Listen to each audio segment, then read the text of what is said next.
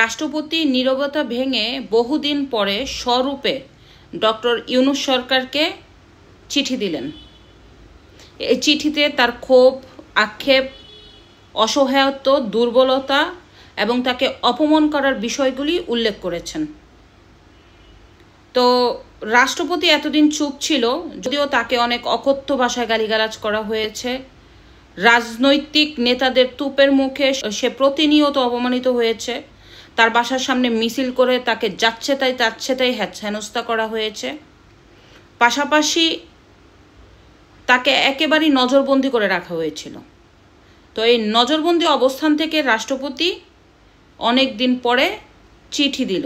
উনি চিঠিতে উল্লেখ করেছেন, রাষ্ট্রপতির আসনে আসীন এবং দায়িত্ব পালনরত দেশের রাষ্ট্রপতি যেন অপমান না হয় সেজন্য কি কৌশল পদক্ষেপ নেওয়া যেত না?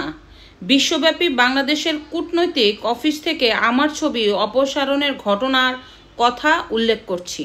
তার মানে এই যে কূটনৈতিক অফিসগুলো থেকে যে তার ছবি অপসারণ করা হয়েছে, এ থেকে তার ক্ষোভ সৃষ্টি হয়েছে। আমি রাষ্ট্রপতি হিসাবে সাংবিধানিক দায়িত্ব নিষ্ঠার সাথে পালন করছি, সরকারকে সর্বাত্মক সহযোগিতা করছি। স্বাধীনতার পর হতে অদ্যাবধি যা হয় নাই তাই করছি। সে কিন্তু স্পষ্ট একটা বার্তা দিল যে স্বাধীনতার পর যা হয় নাই আমি তাই করছি।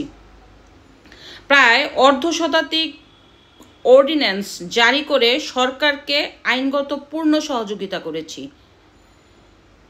সরকারের আইনানুগ সকল অবস্থান আছে 5ই আগস্টে হতে 8ই আগস্ট 2024 তারিখ পর্যন্ত দেশের সংকটময় আমার কার্যক্রম ছিল ব্যাপক।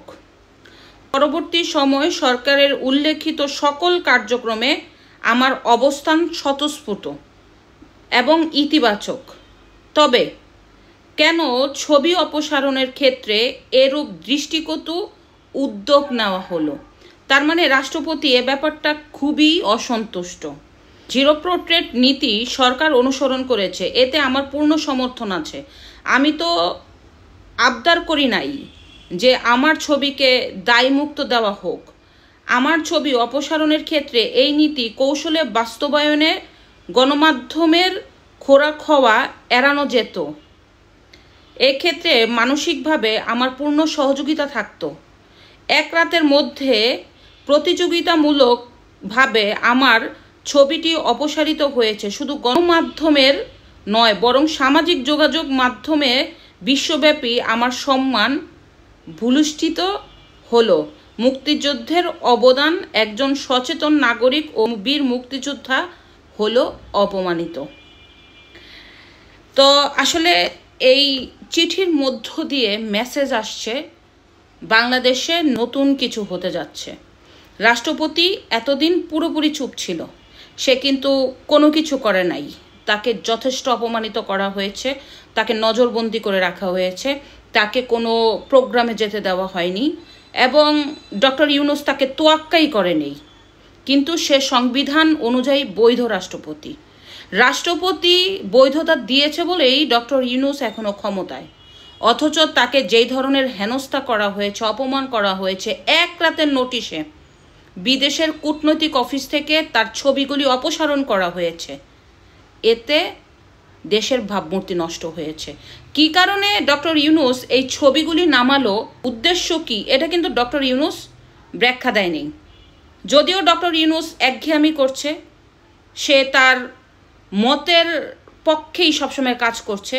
সে দেশের স্বার্থ দেখছে না, জনগণের স্বার্থ দেখছে না, দেশের উন্নয়নের কিছু ভাবছে না, সে শুধু নিজের কথা ভাবছে।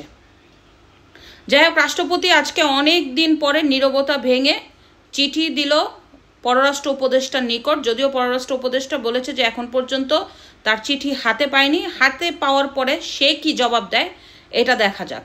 তবে রাষ্ট্রপতি ক্ষমতা থাকাকালীন তাকে যেই ধরনের হেনস্থা করা হয়েছে, অকথ্য ভাষায় গালিগালাজ করা হয়েছে, এনসিপির নেতারা তাকে যেভাবে তুচ্ছ-তাচ্ছিল্য করেছে, মানে ক্ষমতা যাতে এনসিপির নেতাকর্মীদের, ক্ষমতা যাতে কিছু বিদেশি ইউটিউবারদের, ক্ষমতা যাতে পুরো ডক্টর ইউনূস হাতের মুঠোয় নিয়ে নিছে, যা ইচ্ছা তাই করছে।